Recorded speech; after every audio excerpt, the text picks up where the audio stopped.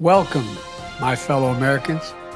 First and foremost, I want to thank you for choosing us and believing that America is worthy of your aspirations. What's going on, America? Welcome to Kevin's Corner, where I try to make some sense out of nonsense. Before we get into this video, I need y'all to do me a favor. Hit that like button, share my videos. Please make sure you subscribe. Make sure your notification buttons are turned on to all. Subscribe to my alternative channel, just in case YouTube give me the slip or something. You'll know how to find me. Don't forget to check me out with all the podcasts and follow me on Rumble and the Jungle. All the links are listed below. If you want to donate to my channel, feel free. Those links are below as well. Now, with no further ado, welcome to my party. We're just getting started. An undocumented person. And I shouldn't have used illegal. It's undocumented. So you regret using that word? Yes. We have a secure border.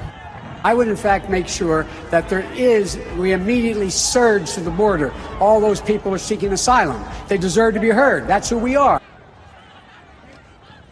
We have to surge. We have to surge to the border. And the border is secure. The border is closed, and that's what we're focused on. But the only reason the border is not secure is Donald Trump and his MAGA Republican friends. And he'll look at you and he'll lie.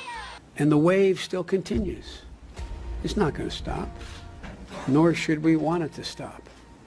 As a matter of fact, it's one of the things I think we can be most proud of. Shocking video highlights the growing frustrations of presumptive asylum seekers and the efforts of federal authorities to prevent the illegal crossings. Our KTSM 9 News reporter Tirza Ortiz is live with more. Tirza. Well, Skylar, that's right. We just watched that chaotic video of hours ago right behind me that took place at Gate 36. Now the confrontation comes just a day after the Court of Appeals put a block on the controversial immigration bill known as Senate Bill 4. Our partners at Border Report say today's events come days after documented verbal confrontations between the Texas National Guard and migrants. However, nothing has ever escalated past shouts up until this afternoon. This video taken by our KTSM crew shows two soldiers holding a man down on the ground while two women shout and plead for the soldiers to stop. This chaotic scene is something Border Patrol agents say is avoidable, but migrants are receiving false information that is putting themselves in danger. This is not an international port of entry. This is not designated as a port of entry to make a legal claim for asylum, okay? Anybody that comes into our country between ports of entry, they're doing it in an illegal way. An undocumented person. And I shouldn't have used illegal. It's undocumented. Now, under Title 8, migrants who cross into the U.S. illegally can face consequences like deportation and a 5-year ban on future immigration benefits. And Skylar, those migrants who did cross over today were processed by Border Patrol agents. Coming up at 6, I will have more information from Border Patrol about who they say is responsible for the spread of misinformation among migrants. We have a secure border. And the border is secure. The border is closed, and that's what we're focused on. I would, in fact, make sure that we immediately surge to the border. If I were a Democrat running for office, I would do this. I would be carrying this around all day. Look at what the Republicans are doing to you.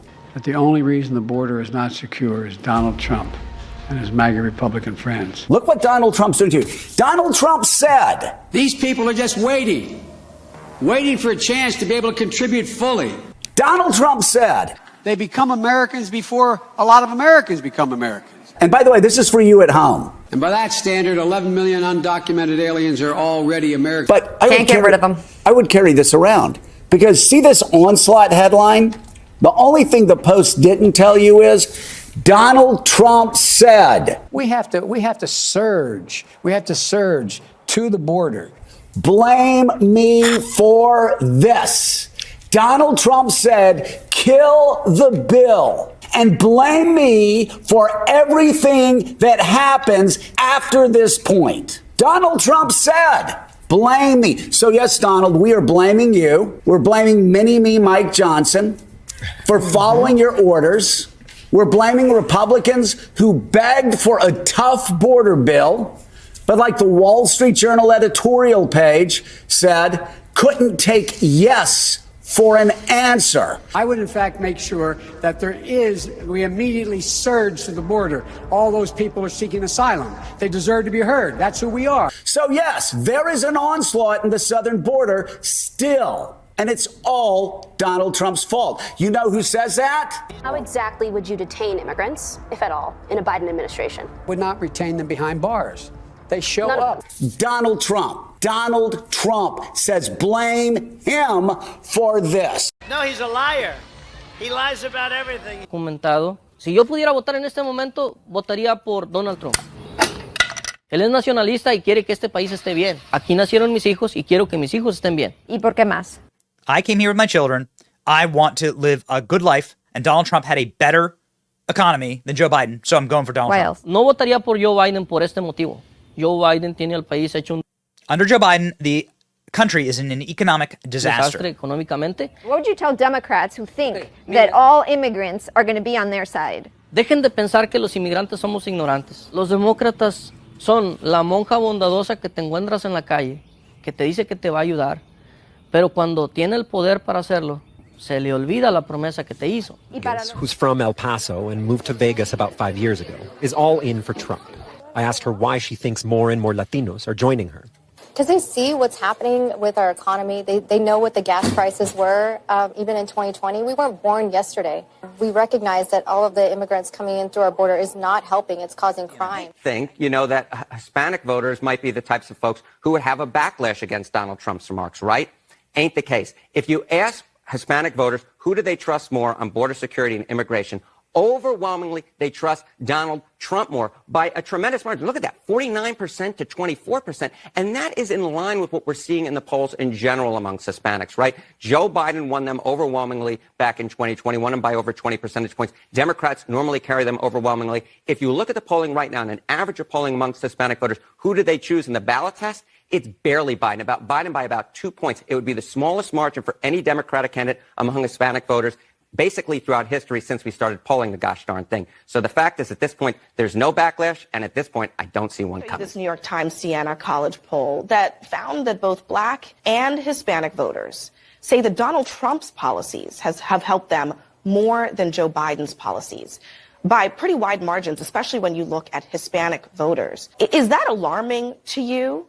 That nothing that the Biden campaign has said or done to this point has brought that at least closer than it is right now in this polling? The Biden administration has an incredible track record of support in making sure that it is working at all times to build an economy from the middle out and the bottom up as opposed to the top down. It's 68,000 Chicagoans that are homeless. Majority of them are black. Our black kids are running rampant out here. Record carjackings, record auto theft, and robberies. Downtown has 3 to 4 illegal families on every block. An undocumented person.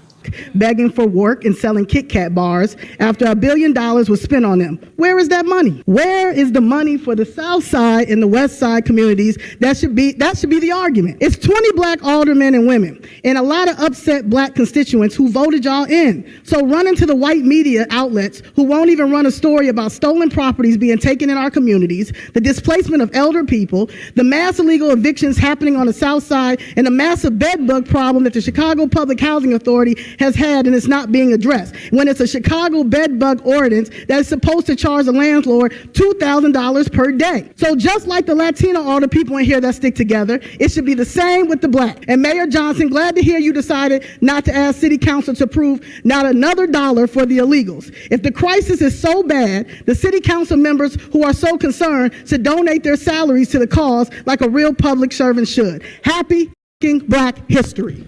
Even after you give these people work permits, okay, you need to be honest with them. It is highly expensive to live here in Chicago. There will be an additional burden on the welfare system. We don't need that. How many schools did you all close? You got over 5,000 of their children in the schools. You didn't build any new schools, but you want us to focus on giving these teachers extra money. This is you guys' future. Residents tore into city leaders over the 35,000 illegal immigrants who have poured into Chicago. And the city is on a spending spree for those people who broke our laws to get here.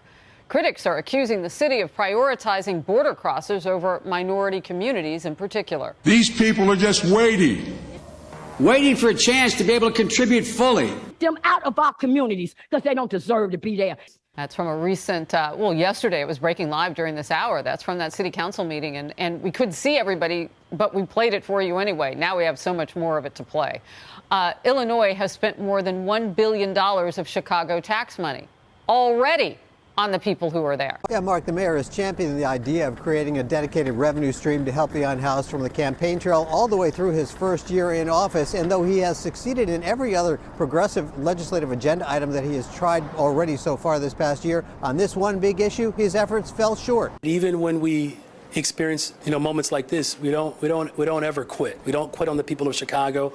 My administration is still very much committed to working with coalition and those who need to better understand what we're up against. We have to organize them as well. But here's the thing. Where we really have to organize are the communities who are most impacted. Because it's also not lost on me. I think there were 38,000 Republicans that showed up and voted for Donald Trump or something like that in Chicago. So, since if we're trying to draw some conclusions and you all want some other, analytics you might want to discover, that might be something to look into, because I'll just say it, there's a good chance that played a part in this referendum. So the same people who want to see Donald Trump to become president, sometimes I do feel like he wants my job, but who wants to be president again, those are the same voters who voted for him and the same voters where you look at where there were more no's, they were concentrated there. I'm here to talk a little bit about the devastating impact of the failure of Republican leadership in Congress this week to pass comprehensive immigration change, and the impact that will have on both city budgets and on services that we can provide for newcomers in the city. The second is we will start to have to greenlight a set of hard decisions about budget reductions across the city to meet those costs that we know will continue to arrive.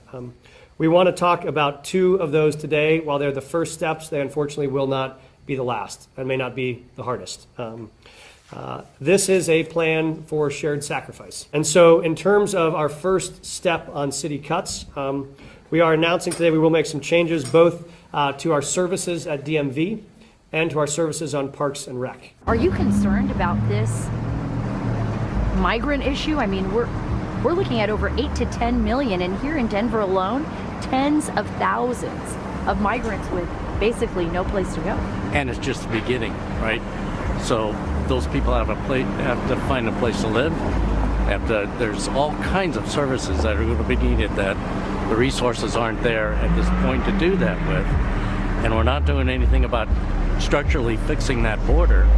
And so whoever comes in just comes in. That's what's happening to a lot of these migrants, man. They're just shipping them over here, and then the cities aren't prepared to house these people. And the unfortunate part is some of these people are dying in these colder states. Do you think Denver has the capacity? I think the mayor was saying it's over $180 million to handle this crisis right now. We don't have the dollars for that. We don't have the dollars for that. I don't know where we're going to find it. We've come up with encampments. We've been trying to figure out where already to put homeless people or people that just can't afford to live here. And now we have this whole nother surge of more people where, we're definitely running out of resources. Take care of the American people. Take care of the American people. Let's focus on what the American people need and not so much what everybody else in the world needs.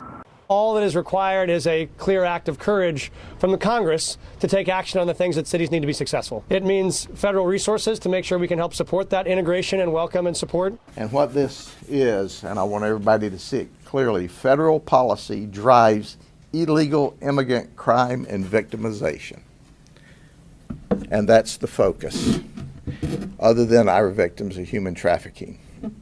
Listen, folks, I want to introduce you to Andres Gill, okay? Here's this guy. He's also on this board, but get a look at him for a second. He came down here from New York with 3 females. All of them are in the country illegally. Did you hear what I said? An undocumented person. And I shouldn't have used illegal. It's undocumented. So you regret using that word? Yes. They're all here illegally. He's the one that comes with them to drive them.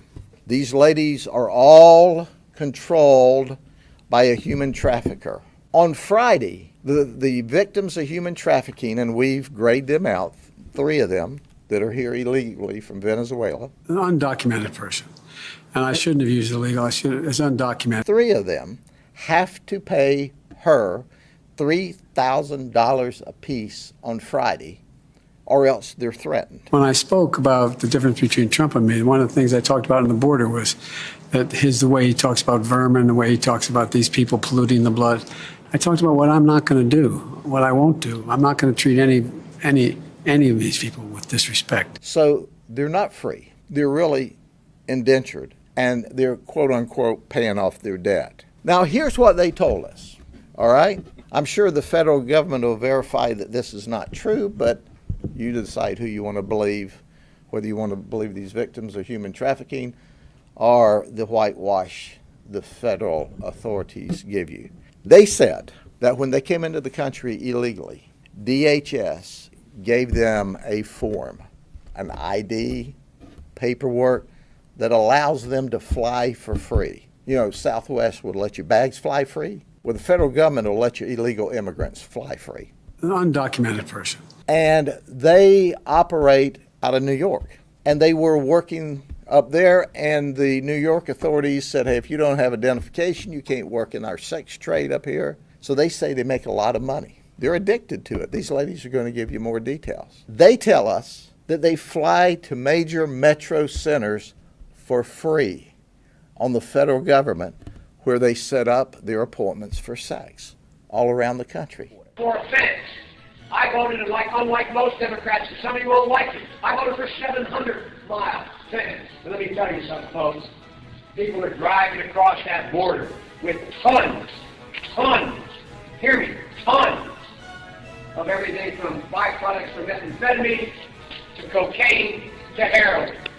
It's all coming up through corrupt Mexico. Every day between now and November, the American people are going to know that the only reason the border is not secure is Donald Trump. I would, in fact, make sure that we immediately surge to the border. All those people are seeking asylum. They deserve to be heard. That's who we are. No, he's a liar. He lies about everything. How exactly would you detain immigrants, if at all, in a Biden administration? Would not retain them behind bars. They show up. We have to surge. We have to surge to the border. Only rationale for deportation will be whether or not you've committed a felony while in the country. Get rid of all the cages, everybody out of prisons. The catch and release, you know what he's talking about there? If in fact you had a family came across and they were arrested, they in fact were given a date to show up for their hearing. They were released. An illegal immigrant charged with the murder of a 22-year-old Georgia nursing student, Laken Riley, is the Venezuelan who reportedly crossed illegally. An undocumented person. And I shouldn't have used illegal, it's undocumented. Into El Paso back in 2022 and was released into the U.S. on parole. The catch and release. Many of them are model citizens. We owe them. We owe them. Peter had just picked up the kids and was driving back to their home in Lavon on Highway 78. Their car was struck head-on, killing all 3. Margarito Quintero Rosales told authorities he fell asleep at the wheel and his van drifted into the oncoming lane. He was here illegally. An undocumented person. He drove illegally. An undocumented person. He was working illegally. An undocumented person.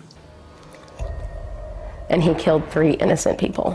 What I won't do, I'm not going to treat any of these people with disrespect. We owe them. Right, we just learned from Border Patrol that just here in the Rio Grande Valley sector, in the last 30 hours, they have arrested 2 murderers, 1 sex offender, and 2 MS-13 gang members. On top of that, recently they picked up 4 sex offenders in just 48 hours. That includes this guy. Take a look at this mugshot right here. He is a previously deported Mexican national who committed several crimes against children. We owe them.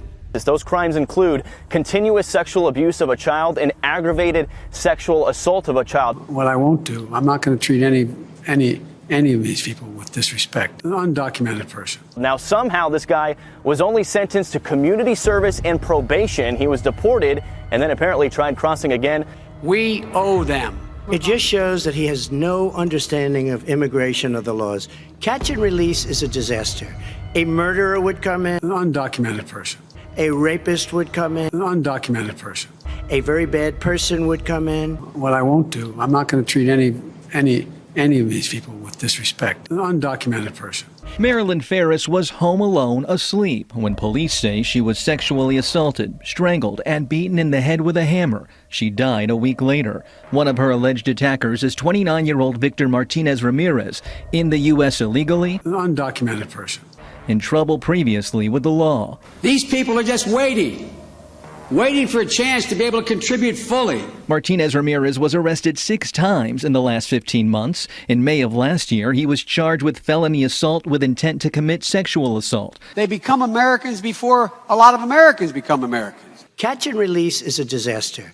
We have to release them into our country. And by that standard, 11 million undocumented aliens are already Americans. When you say they come back, they don't come back, Joe. They never come back. Vice President Biden, your response. Know the law, what he's telling you is simply not true. Well, check it out. They don't come back. Check it out. What percentage of the people show up for the asylum hearing? We do see too many cases where people are not showing up. ICE and the immigration courts, out of those 7,000 cases, 90 received final orders of removal in absentia, 90%. 90% did not show up? Correct. Be in a position where if the most you put on is an ankle bracelet, that you give a date, you're going to show up, and we have to for an immigration hearing, and they show up. 90% did not show up? Correct. Okay. And those who come seeking asylum, we should immediately have the capacity to absorb them, keep them safe until they can be heard. Democrats have one priority, and that is power, staying in power. That's why Democrats have had 4 hearings on amnesty. They look at 2 million illegal immigrants and they think, ooh, future Democratic voters, let's give them all amnesty. In an interview you did with CNN, you said flat out the border is closed, and yet they're still coming. The message is clear. Do not come. One of the leaders of the free world said, hey, if you want to come here, you should come, right? So we have to surge. We have to surge to the border. All right, that's really what's going on here. That's what my friend Mr. Keene was talking about. That's what many people are talking about up here. You know, this isn't the, global climate, movement that many of my colleagues on the other side are trying to make it out to be. A lot of what it is globalism, sir. There are a lot of people around the world that are very, very powerful, and they don't want anybody to have borders. They want globalism. World Economic Forum is one of them, and that's unfortunately, what many of our leaders actually take their cue from. What do you guys have to say to Americans who are living in fear every day of another terrorist attack? What do you guys have to say to Americans who have seen their schools, hospitals, and community spaces overtaken by migrants? You guys have any? You get a chance. You're on TV right now. Do you guys have anything to say to them? What about, do you have anything to say to Americans who are afraid that cartels are taking over their towns? How about anything to say to Americans who have lost their children to fentanyl? Do you guys have anything to say? Go ahead, Mr. Hunter. Congressman, in regards to the irregular migration challenges, it is a singular focus of our department to reduce irregular migration in the hemisphere and unlawful entry out. Okay, well, thank you for that, but you're doing a horrible job, and the American people know it, okay? I mean, you guys are doing the worst job in the history of this country, so the fact that you even answered that as if that's your responsibility just shows me tells me how detached from reality you absolutely are. The written law by Congress. That's why we have 3 branches of government. And there are court orders that say, deport these people. They are criminals. Send them back to their countries of origin. The message is clear. Do not come. And by the strike of a pen, the president has now said, no, we're not going to send them back. Should someone who is here without documents, and that is his only offense, should that person be deported? That person should not be the focus of deportation. We should fundamentally change the way we deal with things. Imagine you're 4 years old, your mom says, we're crossing the Rio Grande, and say, no, Mom, I don't want to go. I'm going to stay here. Come on. Come on.